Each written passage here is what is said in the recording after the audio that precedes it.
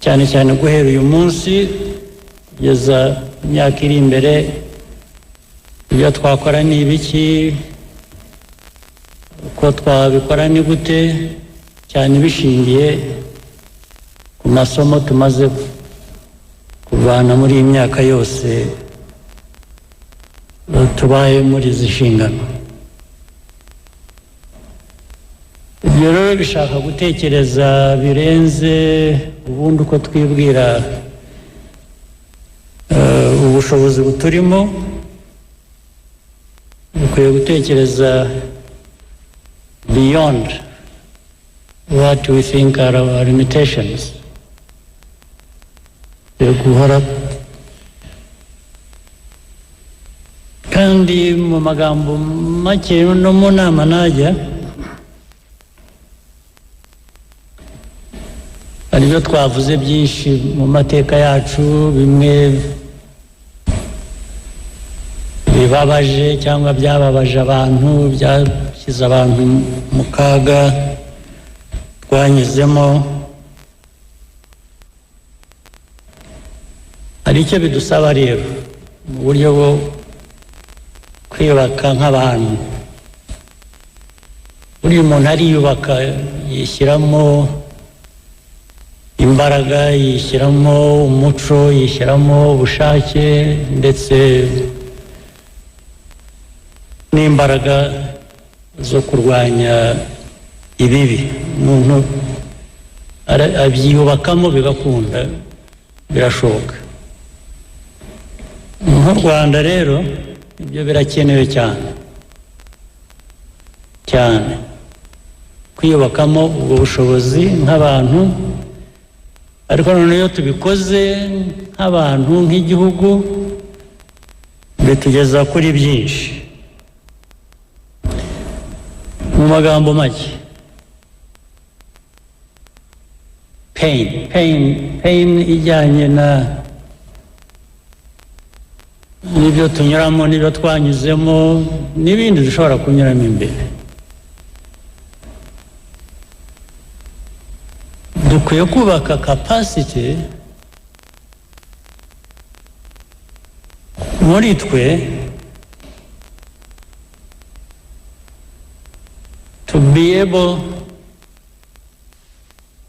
to tolerate as much pain as we can. This is different from, I'm not talking about we should avoid self-inflicted pain. Ngo tugabanye amakosa, tugabanye ibintu bimwe bituviramo ingorane ari twe biturutseho bitari ngombwa. Ariko ku biturutse, icyo mvugira ko dukwiye kugira capacity to tolerate pain, ndavuga pain ituruka handi tudafitiye ubushobozi.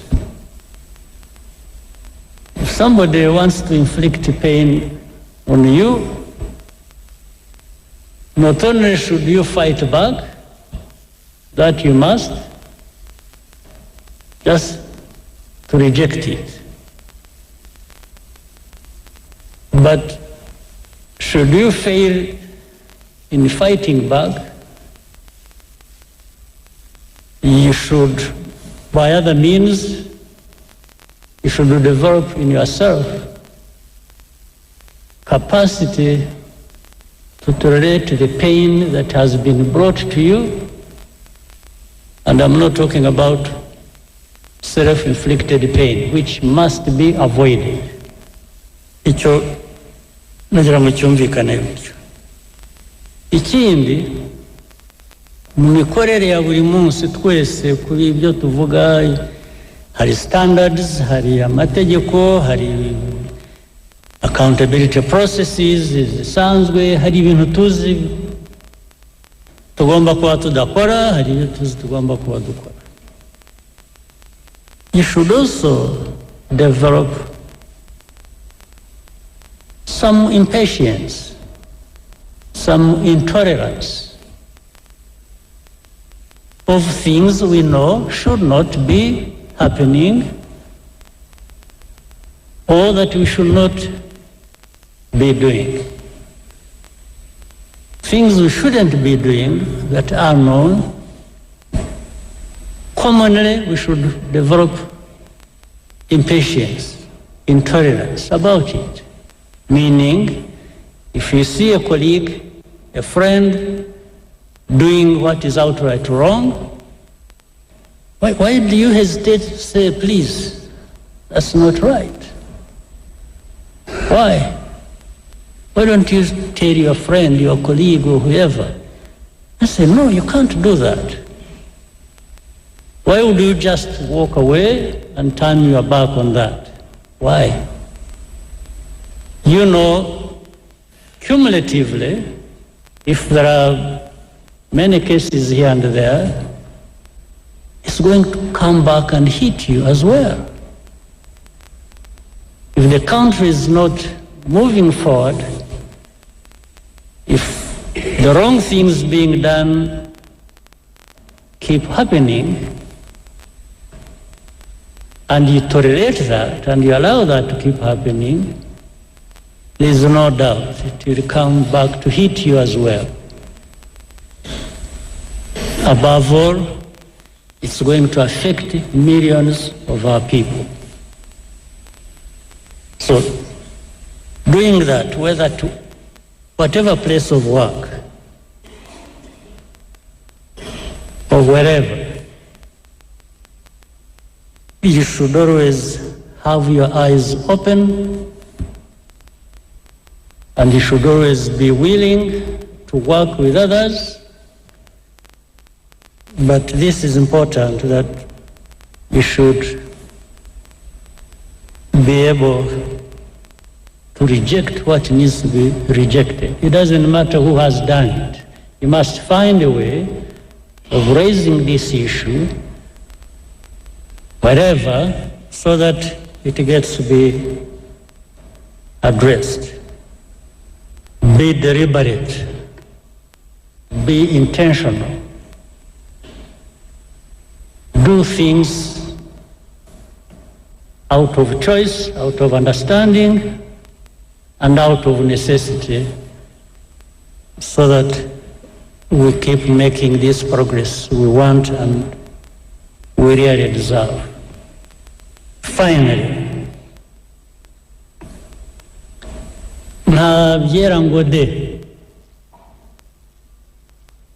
things will not always be as we want them to be. That's maybe another world. But in this world, things will not always be all right as we wish. So what do we do? There is one sure way of making a difference. Keep trying. Keep trying. Even when you fail, try again. Try again.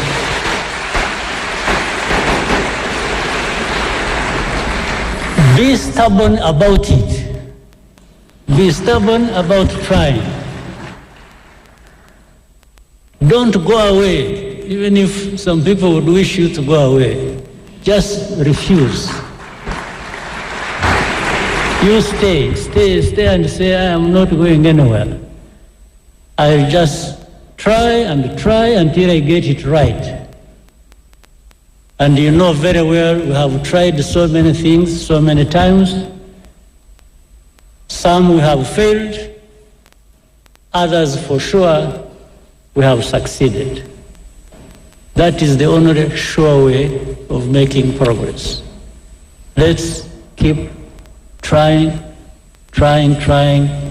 and let's be stubborn about it. Thank you very much.